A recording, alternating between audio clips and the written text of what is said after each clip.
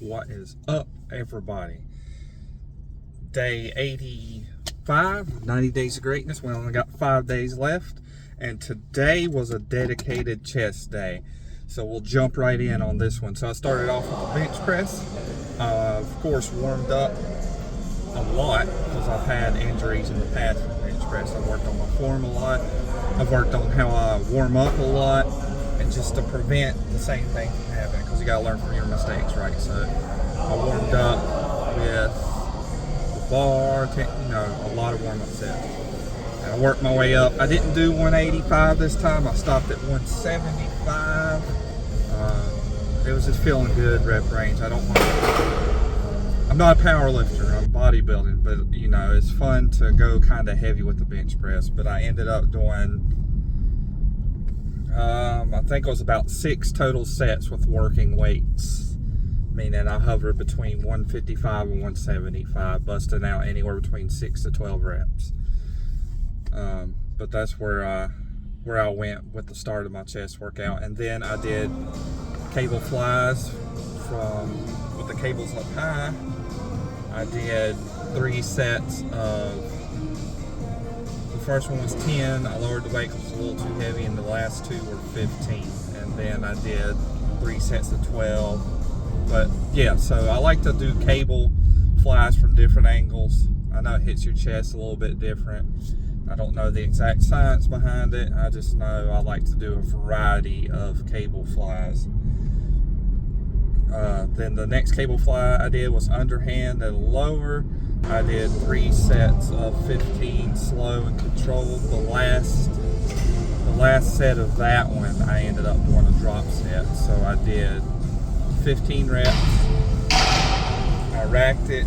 I dropped the weight a little bit, and I did like 8 to 10 more, and I continued to do that until I could barely move my arms, which translated to a pretty good chest pump. The pose down, I felt pretty good. Looking at my chest, full of blood, pumped up, and it was a pretty good chest workout. It's not really that complicated. A lot of you guys will go in there and work out for an hour and a half, 2 hours, do 26 sets of something, and it's really not necessary. I think if you push yourself hard and you do anywhere from 8 to 12 sets for a muscle group, then you've hit it hard enough to stimulate a bunch of muscle growth and to be able to recover by the time it rolls back around again. Maybe there's benefits to doing it both ways, but that's just the way that I see the most efficient use of my time. There's no reason for me to go in there all day just to get the same results, or just maybe slightly better, maybe slightly worse. I really don't know. But that's just my opinion on that subject. So it's been a journey so far. I've gone 115 days in a row.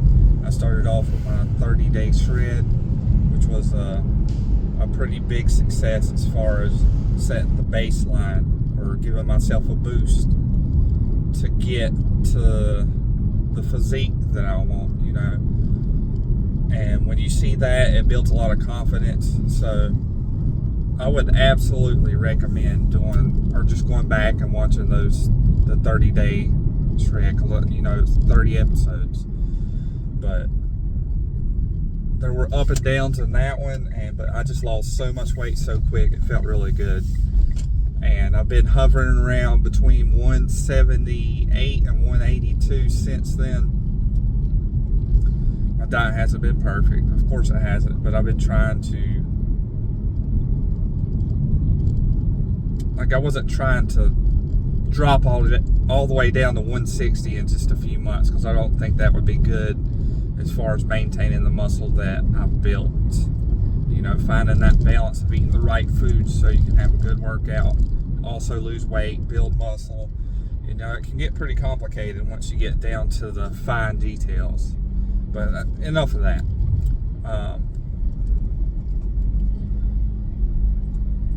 But as far as sticking to a diet, I think the easiest way to do it is to get one of those calorie calculators, plug a bunch of food in it, see what you can eat in a day. You know, plug it in before you even eat it, just to see protein, fats, carbs, calories. And you could eat the same thing every day like that, or you could have a few options. Like for me, I have like 3 tiers of food I can eat. I have like optimum, okay, and you know, if I'm trying to stick to my diet, I'll eat this. It's not the best thing, like it's third in line. So optimum for me is potatoes, ground beef, green peppers, some kind of veggie or something.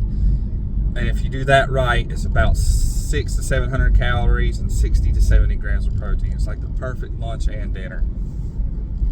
But if I don't have that, I'm super busy. Subway, a foot-long grilled chicken is around, you know, with a little bit of honey mustard or something on it, it's about 700 calories, 750, and about 60 grams of protein. And then if I'm really desperate and I'm in a big hurry, 2 options at McDonald's. 2 McDoubles is 800 calories and 44 grams of protein, or a double quarter pounder with cheese is about 700 something calories and 54 grams of protein.